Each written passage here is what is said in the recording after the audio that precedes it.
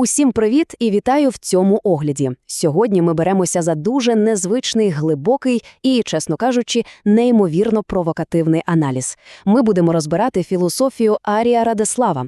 Це мислитель, який бере чи не найсвятіше для людства поняття «любов» і буквально розбирає його на гвинтики. Жодних звичних романтичних стереотипів. Натомість джерело пропонує абсолютно новий, радикальний погляд на еволюцію, наш інтелект та саморозвиток. Тож давайте одразу до справи.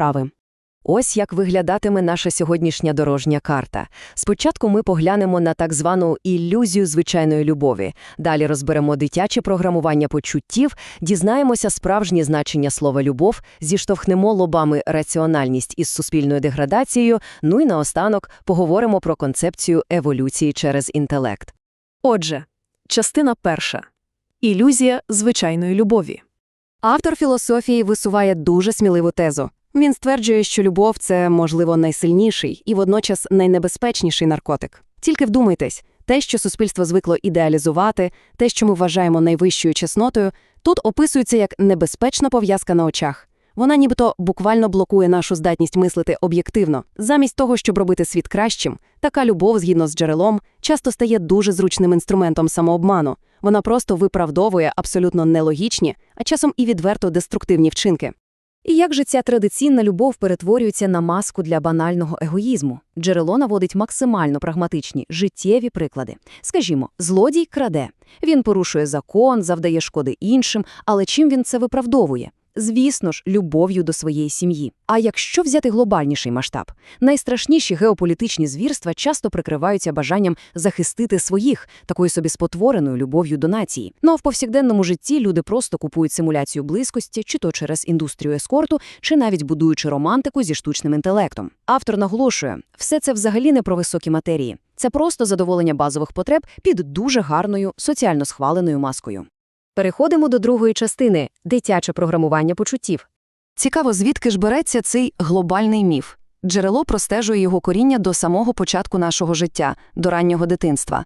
Дивіться, як це працює. Спочатку немовля отримує від матері базовий біологічний догляд – їжу, тепло, захист. Це абсолютно необхідно для виживання. Але ж у дитини ще немає аналітичного мислення, тому вона помилково прирівнює цей чисто фізичний механізм виживання до якоїсь величної божественної сили. А далі підключається суспільство. Дорослі починають несвідомо маніпулювати цим концептом, кажучи щось на кшталт «поділися цукеркою, якщо любиш мене». І все, пастка закривається. Формується глибока підсвідома програма, де базовий матеріальний послуг назавжди асоціюється з міфічною емоцією. І ось тут філософія вказує на просто колосальний парадокс нашого суспільства. Ми готові вкладати мільярди, використовувати найсуворіший науковий підхід, щоб досліджувати темну матерію чи еволюцію Всесвіту. Але коли справа доходить до любові, тієї самої рушійної сили, заради якої люди готові на все, ніхто не хоче робити її холодний аналітичний розтин. Суспільство сліпо приймає цей концепт як недоторканну догму. Здається, існує панічний страх втратити цю ілюзорну магію під скальпелем раціональності. Рухаємося далі. Частина третя. Справжнє значення слова «любов». Отже, якщо сучасне розуміння – це нав'язана ілюзія, то в чому ж тоді істина? Найцікавіше тут те, що філософія Радислава звертається до давньослов'янської етимології. Він розшифровує слово «любов» як фразу «люди Бога відають». І це кардинально змінює правила гри. Це повністю відводить нас від емоційної, гормональної чи біологічної прив'язаності.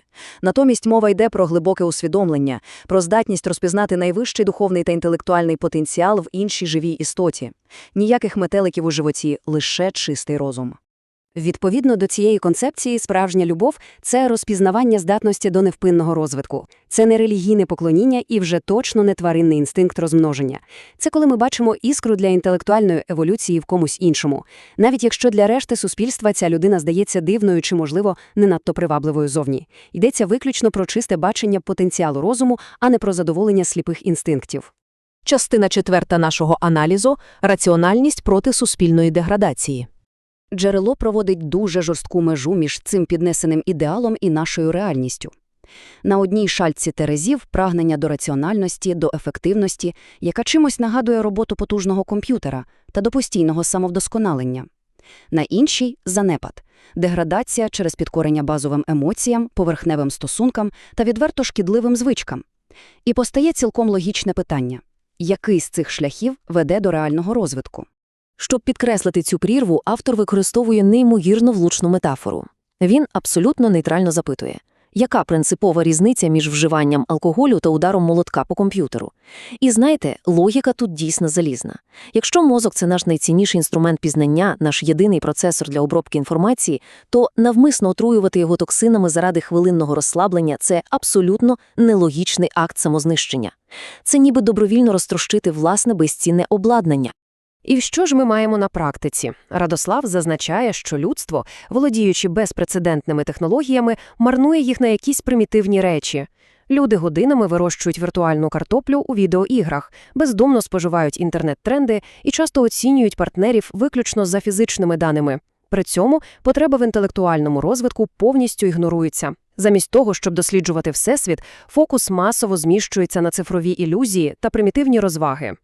Тож закономірно виникає питання. Якщо суспільство так легко розтринькує ресурси на ілюзії, куди ж насправді має бути спрямований весь цей людський потенціал? Яка існує альтернатива?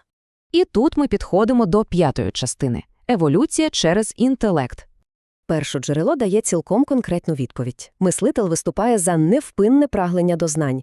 Він пропонує ставитися до людського розуму як до складного програмного забезпечення. Це означає, що наші когнітивні здібності – це ресурс, який вимагає регулярних апгрейдів, щоденних оновлень, розширення пам'яті та швидкості обробки даних.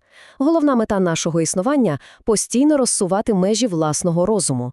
І ось у чому полягає найбільша трагедія сучасності згідно з цим аналізом. Просто уявімо, історичні генії, як от Піфагор, робили фундаментальні математичні та філософські відкриття, буквально дряпаючи пергамент саморобним чорнилом. А що сьогодні? Ми маємо штучний інтелект, миттєвий голосовий набір, доступ до безмежних океанів інформації прямо в кишені і витрачаємо це на перегляд смішних відео. Тобто генії творили величі з нічого, а зараз ці дивовижні технологічні інструменти часто марнуються на банальну прокрастинацію. Більше того, автор робить надзвичайно провокативну заяву про стосунки. Згідно з його підходом, звичайний, але добре працюючий комп'ютер має незмірно більшу цінність, ніж будь-яка поверхнева романтика з людиною без інтелектуальної глибини. Справжня цінність полягає в партнерстві, де два розуми стимулюють наукові пошуки одне одного, генерують нові ідеї і разом сприяють еволюції. Головний висновок із цього аналізу – це прямий заклик до дії. Це заклик відкинути нав'язане змалечко емоційне програмування, залишити в минулому паразитичні стосунки, ілюзії так званої звичайної любові та шкоду від руйнівних звичок. Натомість пропонується обрати шлях суворого, хоч і складного, інтелектуального самовдосконалення. Так, це важко, але згідно з джерелом, це єдиний правильний шлях. Зрештою, цей огляд залишає нас із надзвичайно важливим питанням. Чи вистачить у людства колись сміливості відмовитися від комфортних ілюзій заради того, що еволюційно необхідно? Чи зможемо ми оновити свою свідомість і обрати раціональний розвиток? Чи не завжди залишаємося в полоні зручних міфів про конвенційну любов? Дякую, що приєдналися до цього розбору. Сподіваюся, ці ідеї стануть потужним поштовхом до нових, глибоких роздумів.